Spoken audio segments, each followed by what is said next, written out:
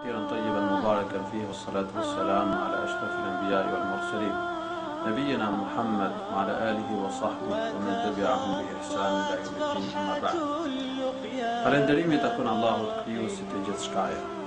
Salavati dhe selami qofshin mbi të dërguarin tonë Muhammedin alayhis salam, mbi shokët e tij dhe mbi gjithë ata të cilët ecin në udhën e tij deri në ditën e gjykimit.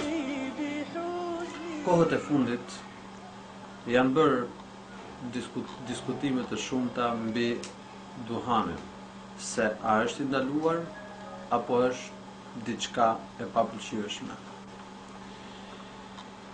Atëherë, si gjykon shariati islam ndaj duhanit, ndaj pirjes së duhanit, dhe kush janë argumentet për një gjykim të tillë?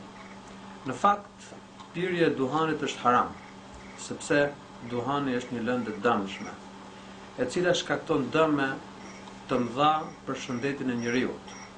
Dhe jo vetëm për shëndetin e duhanpirësit, por edhe për shëndetin e personave të cilët shoqërohen me të. Edhe për shëndetin e personave të cilët kuvendojnë me të. Edhe për shëndetin e pjesëtarëve të familjes së tij, se zakonisht duhanpirësit konsumojnë duhanin edhe në familjet e tyre. Për shëndetin e fëmijëve, sidomos kur duhanpirëse është nëna, ajo dëmton fëmijën e saj qoftë edhe në mitrën e saj, sipas të dhënave mjekësore të cilat janë tashmë të padiskutueshme. Pra dëmi i duhanit është në shumë plane, është në shumë drejtime. Shkakton dëm shëndetësor, shkakton dëm ekonomik, shkakton dëm për të tjerët. Faktikisht në kohën e Muhamedit a.s. nuk ndodhej duhani, dhe për këtë arsye nuk kemi ndonjë tekst specifik mbi ndalimin e duhanit. Veçse kjo nuk do të thotë që duhani nuk është ndaluar, sepse shariati, nëse diçka është e ndaluar, e ndalon atë ose tekstualisht, duke përmendur emrin e saj tekstualisht dhe efektet e saj të dëmshme, ose duke dhënë baza të cilat përfshin çdo gjë të dëmshme që mund të zbulohet, a mund të shfaqet deri në ditën e gjykimit. Duhani është shfaqur para disa shekujsh dhe nuk ndodhi në kohën e Muhamedit a.s. Në shekujt e fundit, në brezat e fundit, duhani është përhapur tej mase dhe janë zbuluar dhe dëmet e tij, është faktuar gjithçka, kështu që të gjitha argumentet të cilat ndalojnë gjërat e dëmshme përfshin edhe ndalimin e duhanit. Dhe po përmend disa argumente. Allahu i lartësuar thot në Kur'an për të dërguarin e tij Muhammedin alayhi salatu wassalam, yuhillu lahum at-tayyibat wa yuharrimu alayhim al-khaba'ith wa yad'u anhum israhum wal aghlal allati kanat alayhim. Allahu i lartësuar e dërgoi Muhammedin alayhi salatu wassalam për t'u lejuar atyre, yuhillu lahum at-tayyibat, për t'u lejuar atyre gjërat e këndshme dhe për të ndaluar atyre gjërat e dëmshme. Kështu që Muhamedi alayhis salam e ka ndaluar çdo gjë të dëmshme. E ka ndaluar çdo gjë e keqe. Edhe në qoftë se ajo nuk është përmendur me emrin e saj në tekstet e shariatit, përderisa ajo është e dëmshme, përfshihet në ndalimin e saj, sepse ky rregull dëshmon se çdo gjë që është e dëmshme është ndaluar, është haram. Allahu subhanahu wa ta'ala thot gjithashtu në Kur'an: "Wala tubadhir tabdhira, innal mubadhirina kanu ikhwana ash-shayatin wa kana ash-shaytanu li rabbih kafura." Mos shpenzo tepër, mos e shpërdoro pasurinë, sepse shpërdoruesit e pasurisë janë vëllezër të shejtanëve, dhe shejtani është një mohues i madh i Allahut të lartësuar.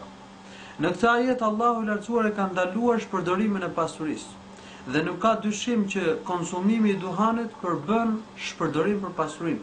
Ai që konsumon duhan është sikur merr një para dhe i vë zjarrin e dik. Duhani nuk ka kur far dobije për njeriu. Nuk sjell asnjë far të mirë për njeriu. Atëherë nuk ka ndonjë dobi për shëndetin e duhanpirësit. Atëherë çfarë përfiton duhanpirësi nga blerja e duhanit dhe konsumimi i tij? Asgjë. Shkatron shëndetin e tij? dhe shpërdoron dhe pasurinë e tij. Dhe shpërdorimi i pasurisë është ndaluar sipas këtij ajeti të Kuranit, sepse Zoti thotë mos e shpërdoro pasurinë. Po ashtu Allahu i lartësuar thotë wala tusrifu innahu la yuhibbul musrifin. Mos e teproni në shpenzim, sepse Allahu i lartësuar nuk i do ata të cilët e teprojnë me shpenzime. Allahu nuk i do shpërdoruesit e pasurisë. Pasuria është amanet që ta ka dhënë Allahu i lartësuar për ta shpenzuar në mënyrë të lishme, në mënyrë të lejueshme, me gjëra të këndshme, të ndershme dhe të dobishme, e jo me gjëra të dëmshme. Muhamedi alayhi salatu wasalam ndër të tjera ka ndaluar dhe shpërdorimin e pasurisë. Në një hadith që e shënon Buhariu në Sahihun e tij, përmendet se Muhamedi alayhi salatu wasalam e ka quajtur të ndaluar shpërdorimin e pasurisë, wa idha'atul mal, dhe shpërdorimin e pasurisë. Dihet që duhani përmban erë të keqe. Duhanpirësit i vjen erë e keqe, për cilës lëndohen njerëzit. Dhe sidomos kur falet me njerëzit në xhami. Dhe nga ana tjetër dihet që Muhamedi alayhi salatu wasalam u ka dhënë urdhër atyre të cilëve han hudhra ose qep që të rrinë në shtëpijat e tyre dhe të mos vinë në xhami. Që do të thotë se është ndaluar të hash hudhër ose qep kur do të çohesh për të falur namaz apo kur ke për të shkuar në xhami, në qoftë se do të kesh erën e hudhrës ose të qepës ndërkohë që ti fal namaz në xhami. Se një gjë e tillë lëndon me lajket, se me lajket sikur se përmendet në një hadith Muhamedi alayhi salatu wasalam, lëndohen nga ajo gjë që lëndohen dhe bijtë e Ademit. Dhe kjo lëndon dhe namazfalësit, të cilët do të jenë përbrik këtij personi që kanë ngrënë hudhra ose qep. Era e duhanit është akoma më e rëndë. Është edhe më lënduese se sa era e hudhrës dhe e qepës. Atëherë ç'mund të themi për ata persona të cilët konsumojnë duhanin edhe pastaj shkojnë edhe falen xhami për bri vëllezërve musliman. A nuk lëndojnë ata me lajket? A nuk lëndojnë ata vëllezërit musliman të cilët falen për bri tyre? Po si jo. Kështu që edhe në këtë kuptim konsumimi i duhanit është i ndaluar, sepse përmban erë të keqe, erë që dëmton, lëndon me lajket, lëndon dhe vëllezërit musliman të cilët ndodhen pranë këtij vëllaji. Dhe po të bëjmë një krahasim mes duhanit, qepës dhe hudhrës, do të konstatojmë se edhe pse qepa dhe hudhra kur hahen të japin erë të keqe, të rëndojnë erën e gojës, ato kanë shumë dobi për trupin e njeriut, nuk shkaktojnë dëme për trupin e njeriut. Ndërsa në kontrast të plot me to, duhani është shumë i dëmshëm për shëndetin e njeriut. Është i dëmshëm dhe për të tjerët. Tymi i duhanit është i dëmshëm për shëndetin e njeriut, është i dëmshëm edhe për të tjerët. Allahu i lartësuar thot në Kur'an: "Wala tulqu bi aydikum ila tahluka." Mos i hidhni vetët tuaja në shkatrim. Mos i çoni vetët tuaja drejt shkatrimit. Duhanpirësi në mënyrë graduale e çon veten e tij drejt shkatrimit, sepse duhani shkakton sëmundje të ndryshme. Dihet që duhani përmban disa substanca helmuese. Nuk është vetëm një substancë helmuese, por janë disa të tilla. Nuk është vetëm nikotina, sikur se mendojnë shumë njerëz, e cila është e dëmshme dhe është helmuese, por ka disa substanca helmuese, të cilat shkaktojnë probleme në organet e trupit të njeriut. Shkaktojnë probleme tek dora, sipas të dhënave mjekësore të kohëve të fundit. Tek dora e duhanpirësit, tek gështritë e tij, tek mozat e gështrive të tij, tek goja e tij, tek buzët e tij, tek gjuha e tij, tek dhëmbët e tij. Shkakton në organet frymarrjes, dhe në të gjitha pjesët e tjera të trupit. Duhani shkakton shumë dëme në trupin e njeriut, në organizmin e tij, sepse përmban disa lëndë të cilat janë helmuese, janë shumë të dëmshme. Dhe në këtë mënyrë duhani e çon njeriu gradualisht drejt shkatrimit.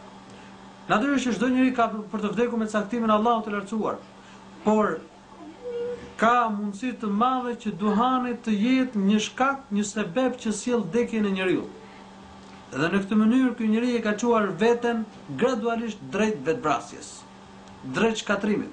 Njeriu duhet ta mbrojë shëndetin, ta mbrojë organizmin e tij, sepse organizmi është një mirësi që na ka dhënë Allahu i lartësuar. I mençuri e ruan shëndetin e tij për t'i bërë ibadet Allahut, e ruan kuvetin e tij për t'u kushtuar sa më shumë Allahut të lartësuar.